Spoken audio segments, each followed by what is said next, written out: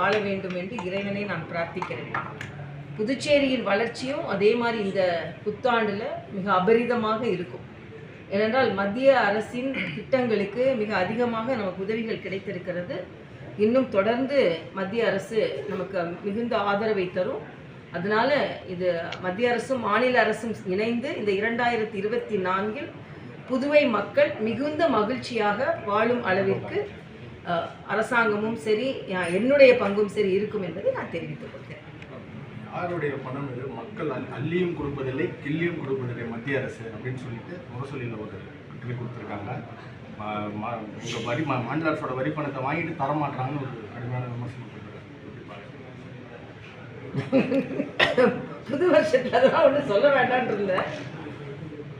அதாவது இது வந்து ஒரு மோதல் போக்கையிலேயே அதை கேட்பது என்பது சரியா இருக்காதுன்றது எனது கருத்து. நிச்சயமாக அரசாங்கம் எந்தெந்த வகையில் ஒரு மாநில அரசுக்கு உதவிகரமாக இருக்க முடியுமோ அந்த அளவிற்கு இருக்கும். ஆனால் அதற்கு என்று ஒரு வழிமுறைகள் இருக்கிறது. அந்த வழிமுறைகளை நிச்சயமாக பின்பற்றி யாரையும் வஞ்சிக்க வேண்டும் என்ற எண்ணம் நிச்சயமாக மத்திய அரசிற்கு இருக்காது. இன்னும் சொல்லப்போனால் நீங்கள் பார்த்தீங்கன்னா இந்த மத்திய குழு இதே அரசாங்கம் இன்னைக்கு தமிழகத்தில் ஆண்டு கொண்டிருக்கின்ற அரசாங்கம் மத்தியில் ஆட்சியில் இருக்கும் பொழுது பல இயற்கை பேரிழவுகள் நடக்கும் பொழுது எப்போ வருவாங்கன்னா எல்லாம் முடிஞ்சப்புறம் வருவாங்க. ஆனால் இன்று வந்து அசஸ் பண்ணி நமக்கு என்ன தேவையோ அதை நிச்சயம். அதனால தான் மரியாதைக்குரிய பாரத பிரதமர் அவர்கள் நேற்று பேசும்பொழுது கூட அந்த மக்களுக்கான தனது ஆதரவை தெரிவித்திருக்கிறார். என்னை போன்றவர்களுக்கெல்லாம் அதற்காகத்தான் நாங்கள் அங்கே சென்று அவர்களுக்கு சில உதவிகளை செய்து ஆதரவு தெரிவித்திருக்கிறோம். ஆனால் இதில் வந்து நான் விவாதங்களிலே பார்க்குறேன், ஏதோ மத்திய அரசு மாநில அரசிற்கு என்று ஒரு பங்கு இருக்கிறது, ஒரு கடமை இருக்கிறது. அதை முற்றிலுமாக மத்திய அரசு தான் இதில் செய்யலை அப்படின்னு முற்றிலுமாக நாம் அதை போடுவது சரியில்லை. ஏன்னா நம்மெல்லாம் வந்து ஒரு வளர்ச்சி அடைந்த ஒரு மாநிலம், அந்த மக்களுக்கு எல்லா உதவிகளையும் செய்ய வேண்டிய ஒரு மாநிலம். நிச்சயமாக மத்திய அரசு எந்த விதத்திலும் எதையும் புறக்கணிப்பதற்கு வாய்ப்பும் இல்லை என்பதை நான் தெரிவித்துக் கொள்கிறேன். ஆனால் தொடர்ந்து மத்திய அரசுலாம் செய்ய மாட்டாங்க, இது உத்தரப்பிரதேசத்துக்கு அதை கொடுத்துட்டாங்க, குஜராத்துக்கு அதை கொடுத்துட்டாங்க, தமிழகத்திற்கு வஞ்சிக்கிட்டாங்கன்னு சொல்லி நேற்று பிரதமர் மிக அழகாக சொல்லியிருக்கிறார். தமிழகத்திற்கு எவ்வளவு நல்ல திட்டங்களை கொண்டு வந்திருக்கிறோம். இதில் சில பேர் விவாதத்தில் கூட சொல்கிறாங்க, இன்னும் ஏர்போர்ட் வந்து என்ன ஆக போகுது?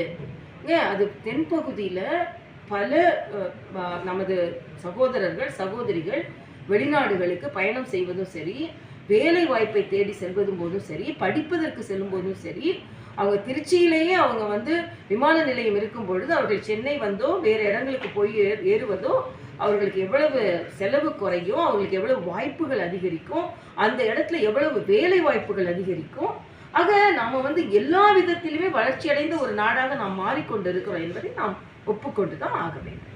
ரேஷன் கடை வைத்திருந்தும் திறக்காமல் அரிசிக்கு பதிலாக பணம் போடுறது புதுச்சேரி மக்களை மத்திய அரசு கேவலப்படுத்துன்னு சொல்லிட்டு என்னங்க இது? அதாவது வரிசையில் நிற்க வச்சு, இப்போ நானே இங்கே வெள்ள நிவாரணம் கொடுக்குறேன்னு சொன்னாங்க, கொடுத்துட்டு எத்தனை பேருக்கு சேர்ந்தது எத்தனை பேருக்கு சேரலை, எப்படி அவங்கள வரிசையில் நிற்க வச்சு அந்த கஷ்டத்துலேயே அவங்கள வரிசையில் நிற்க வைக்கணுமா? நாம் கொஞ்சம் வருடங்களுக்கு முன்னால் வரிசையில் நிற்கும் போது அவர்களுக்கு எவ்வளவு சிரமப்பட்டு சில பேர் காயப்படும் கூட அது மாதிரி நேரம் இருந்தது. இதுதான் ஆக்சுவலாக இதுதான் அவர்களை மரியாதையாக நடத்துவது என்பது. வரிசையாக நிற்க வச்சு அவங்களுக்கு கொடுக்கறத விட அவங்க வங்கி கணக்கில் செலுத்தி அவங்கள நிற்க வைக்காமல் வைக்கிறது தான். இதுதான் இன்னும் சொல்லப்போனால் அவர்களை மிகுந்த அன்புடன் நடத்துவது என்பதை நாம் புரிந்து கொள்ள வேண்டும். என்ன சொல்ல போனால் அப்படியே எம்பி அண்ணன் வைத்தியலிங்கம் சொன்னாரா? சரி, அப்போனா அவர் இப்போ கர்நாடகாவில் உதவித்தொகை எப்படி கொடுக்குறாங்க, தெலுங்கானாவில் உதவித்தொகை எப்படி கொடுக்குறாங்க, அண்ணன் வைத்தியலிங்கம் சொன்னார்னா பரவாயில்ல. எனக்கு தெலுங்கானாவில் எப்படி கொடுக்குறாங்க, கர்நாடகாவில் எப்படி கொடுக்குறாங்க? வங்கியில் தான் செலுத்துகிறாங்க. அப்போ அவங்க ஆட்சி செய்கிற இடத்துல வங்கியில் செலுத்தினா அது வந்து மரியாதை, புதுச்சேரியில் கொடுத்தா அது அவமரியாதை. இது என்னங்க இது?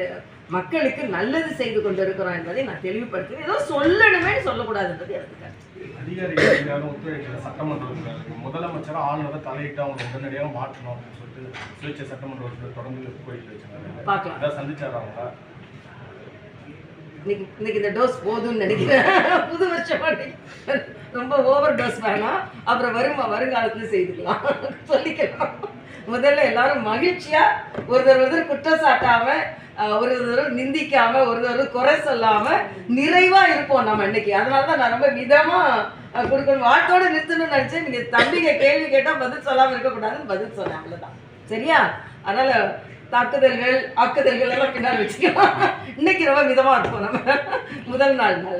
சரி, ரொம்ப சந்தோஷம் உங்களை பார்த்தது. தேங்க்யூ. புத்தாண்டு கொண்டாட்டத்தில் காவல்துறை ஏற்பாடு சரியில்லை, 4 உயிர், ஒரு கொலை. டிஜிபிட்ட கேட்கறேன், கூப்பிட்டு கேட்கறேன். சின்ன பசங்க கடல்ல அது தவறு, அது தவறு. டெய்லி குளிச்சுனாங்க. இன்னொன்னு எனக்கு என்னோட உள்ள உணர்வு வந்து இந்த ஹாப்பி ஸ்ட்ரீட் ஒன்று கொண்டாடுறாங்களோ அதுல வந்து எனக்கு ஒப்புதல் கிடையாது. அது என்னை பொறுத்த வரைக்கும் வந்து அது வந்து வேற மாதிரி போய்கிட்டு இருக்கு. அதுக்கும் நான் ஒரு கட்டுப்பாடு கொடுக்கணும்னு நான் நினைக்கிறேன். நான் இன்னும் அதை பற்றி டிஸ்கஸ் பண்ணலை. ஏன்னா நான் போன வாட்டி அதை தொலைக்காட்சியில் தான் நான் பார்த்தேன். அதனால் அதுக்கு எல்லாத்துக்குமே ஒரு கொண்டாட்டங்கள் எல்லாவற்றிற்குமே ஒரு வரைமுறை வர வேண்டும் என்பது எனது எண்ணம்.